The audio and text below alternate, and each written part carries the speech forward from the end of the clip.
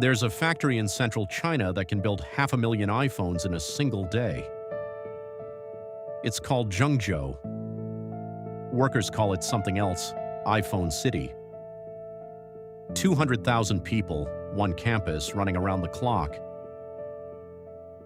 Here's the strange part. Apple has spent years and hundreds of billions of dollars trying to build a way out of this place. Moving work to India, to Vietnam, anywhere that isn't China. And after all that money, all that effort, roughly 8 or 9 out of every 10 iPhones are still made right here. This is the story of why the most valuable company on Earth can't seem to leave. Most people assume Apple builds in China because it's cheap. That's part of it, but it's not really the reason anymore, and it hasn't been for a while. An iPhone is made of about 2,700 individual parts. Camera lenses, rare earth magnets, display glass, tiny screws, acoustic components. And almost all of the companies that make those parts sit within a few hours of each other, clustered around cities like Shenzhen and Zhengzhou.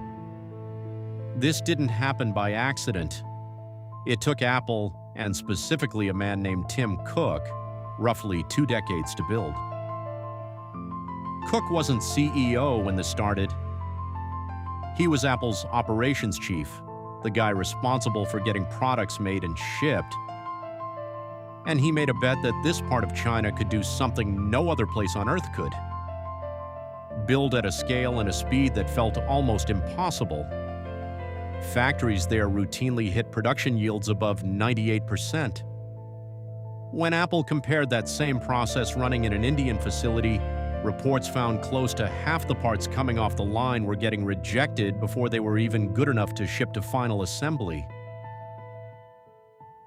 So Cook didn't just find cheap labor, he found precision at a scale nobody else had built. But building your entire business on one country's soil comes with a cost that has nothing to do with money. Over the years, as Apple's China operations grew larger and harder to walk away from, the Chinese government started asking for things. And Apple, according to reporting on the relationship, mostly said yes. Chinese iCloud data got moved onto servers run by a state-linked company. Certain apps disappeared from the Chinese App Store when Beijing objected to them. Small compromises, made one at a time, each one easy to justify on its own. None of this makes Apple unique. Plenty of companies operating in China have made similar trade-offs. What makes Apple's situation different is the scale of what's now at stake. This isn't a side market. China is where almost all of Apple's most profitable products get physically built. Then came the tariffs. In 2026, trade tensions between the US and China escalated fast, and for a while the math on a single iPhone got genuinely brutal.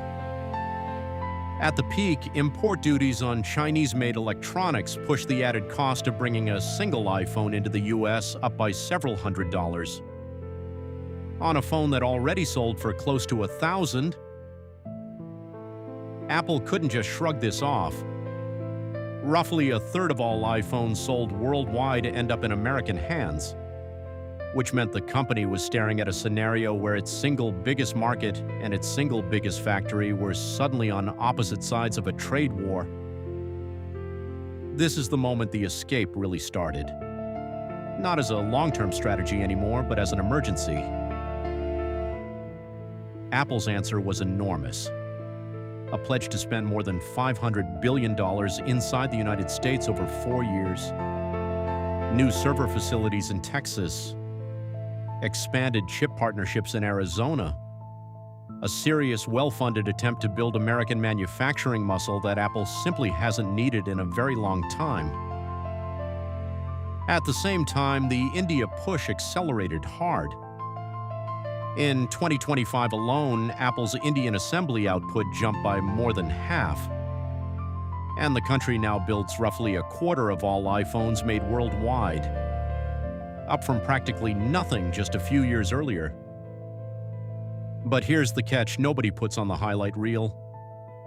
India still isn't Zhengzhou. Yields are lower. Timelines are longer. The dense supplier ecosystem that took China 2 decades to build doesn't just appear because Apple wants it to. Analysts tracking the shift say Indian production has improved a lot, but it's still trailing China on both speed and quality even now. So, can Apple actually pull this off?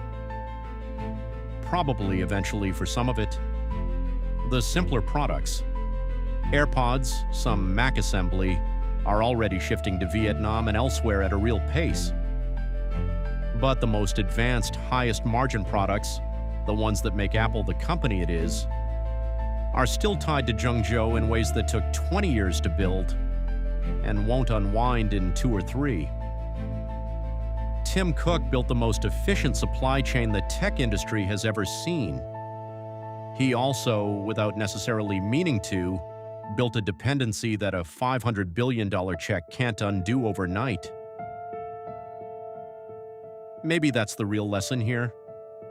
The thing that makes a company brilliant at building something can be the exact same thing that makes it hard to ever change direction. Apple didn't get trapped by accident. It got trapped by being really, really good at one specific way of doing things. Subscribe to Written Legacy, because every fortune has a story, and sometimes the story is about the thing that's hardest to walk away from.